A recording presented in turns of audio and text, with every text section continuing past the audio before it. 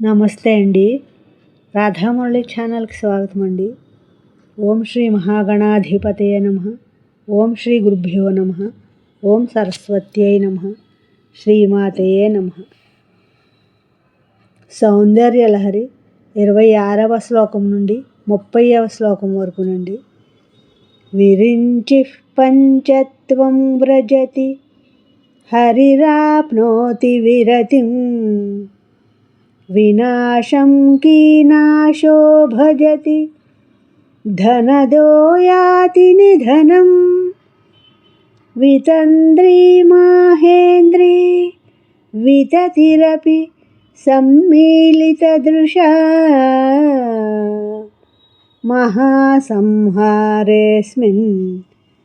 విహరతి సతి త్వత్పతిరసౌ జపో జల్పశిల్పం సకలమపి ముద్రా విరచన గతిః ప్రాదక్షిణ్యక్రమణం అశనాద్యాహుతి విధిః ప్రణామః సంవేషః సుఖమఖిలం ఆత్మార్పణదృశా సపర్యాపర్యాయః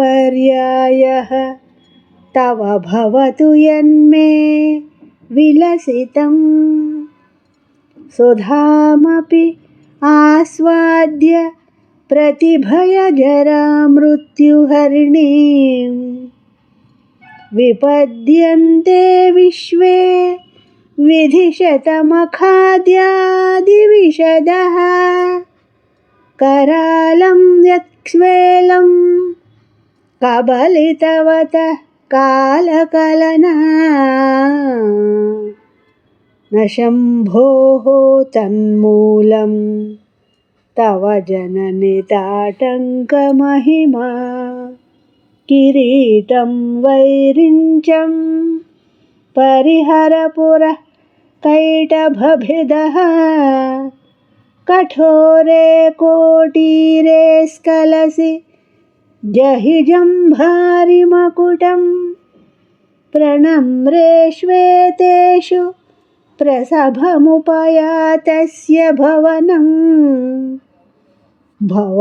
భవస్యాభ్యుత్థానే తవ పరిజనోక్తిః విజయతే స్వదేహోద్భూతాభిః గృణిభిః అణిమాద్యాభిః అభితః నిషేవ్యే నిత్యే త్వామహమితి సదా భావయతి యః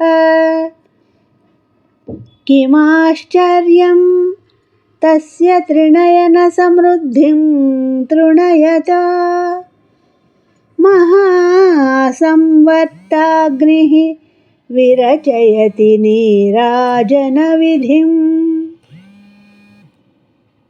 నా ఈ శ్లోకాలు మీకు నచ్చినట్లయితే లైక్ చేయండి, షేర్ చేయండి, సబ్స్క్రైబ్ చేయండి. మీ రాధ.